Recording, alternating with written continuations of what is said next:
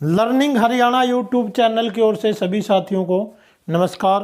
Class 10th का जो chapter 12 हमने शुरू कर रखा है उसके ओहम्स लॉ के बेस्ड पे सम करेंगे। एग्जाम्पल 12.3 है resistance of an electric filament of a bulb.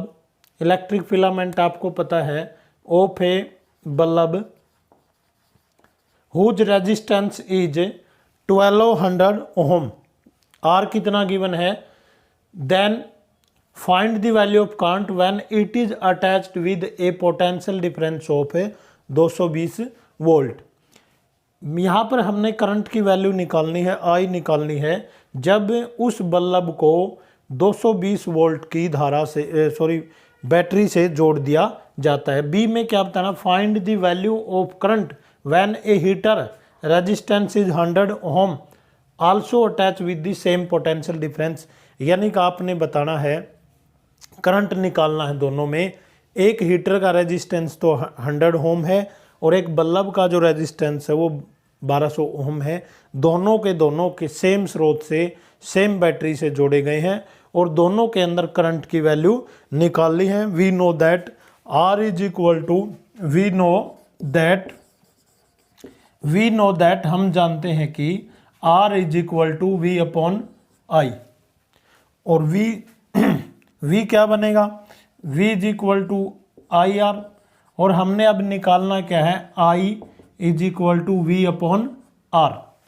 यहाँ पर इन फार्मूलों का इस्तेमाल करते हुए फर्स्ट केस के अंदर, फर्स्ट जो केस है हमारा, R इज इक्वल टू 1200 ओम क्या है, 1200 ओम है। और V कितना है, 220 वोल्ट। I निकालना है V बटा R। V कितना है 220 और R कितना है आपका 1200, 10 से 10। यहाँ इसको काटेंगे 11 से और इसको काटेंगे 60 से। किससे काटेंगे, 11/60। तो यहाँ पर 0 पॉइंट इसको डिवाइड करेंगे, जैसे 11 को 60 से 0 पे जाएगा और 60 62 पे तो ज़्यादा हो जाएगा 50 और 1 0 इसके नाम की 6 8 जा 480 यानी 0.18 एम्पियर। फर्स्ट केस में क्या आएगा, यानी कि बल्ब का जो करंट आएगा वो कितनी विद्युत धारा लेगा, 0.18 एम्पियर की विद्युत धारा लेगा। सेकंड में देखो क्या है, वही R कितना है 100 और V सेम है 220 वोल्ट। ये क्या है 100 ओम है। और यहाँ पर वही निकालने के लिए I V अपॉन R यानी 220 बटा में 100, 0 से 0 तो 22 को हम 10 से भाग करेंगे 2.2 ampere. Show the value of current is 2.2 यानी more than the value of current of bulb के केस में कितने आई थी 0.18 एम्पियर और जो आपका हीटर है उस केस में कितने निकल के आई है 2.21 एम्पियर। हीटर ज़्यादा करंट लेता है। नेक्स्ट एग्जांपल है 12.4 when a heater takes 4 ampere current when a potential difference of 60 volt. यानी कि कोई हीटर है जब उसको 60 वोल्ट की बैटरी से जोड़ा गया है तो वो 4 एम्पियर करंट देता है उसके दो टर्मिनलों के बीच। मान लें यहाँ विभवांतर कितना 60 वोल्ट।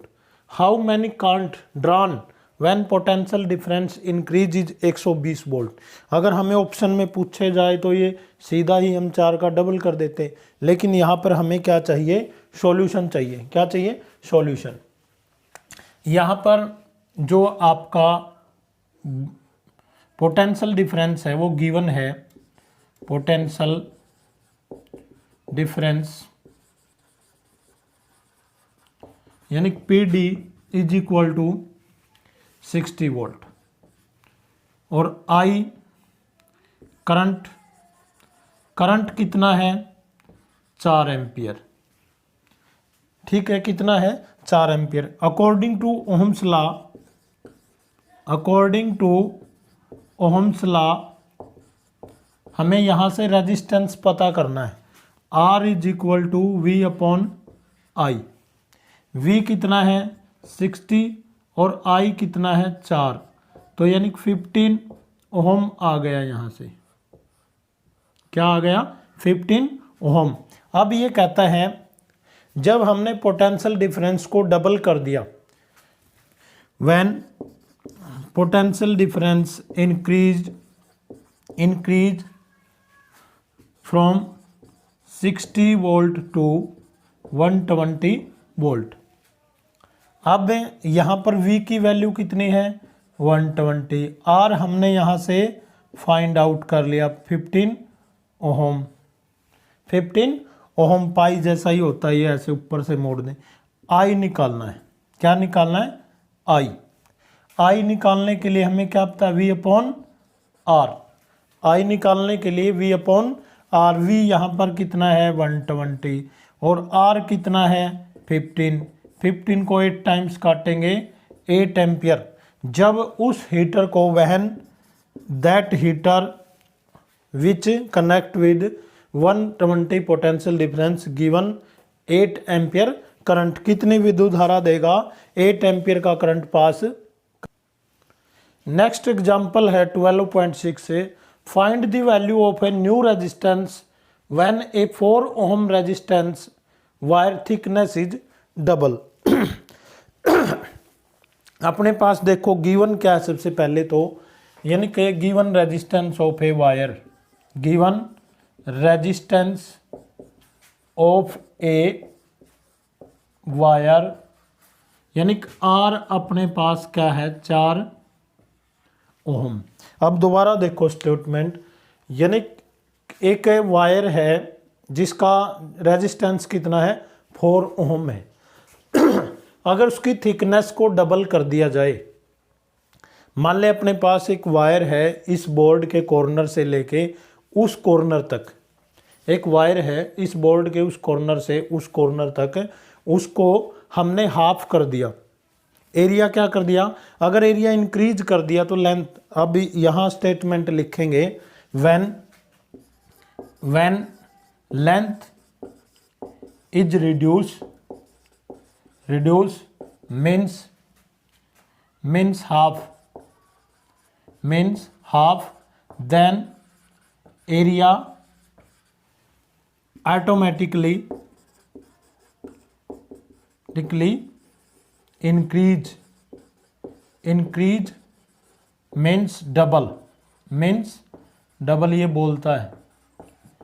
अब जो R तो अपने पास न्यू रेजिस्टेंस बताना है, न्यू रेजिस्टेंस हमने फाइंड आउट करना है R1।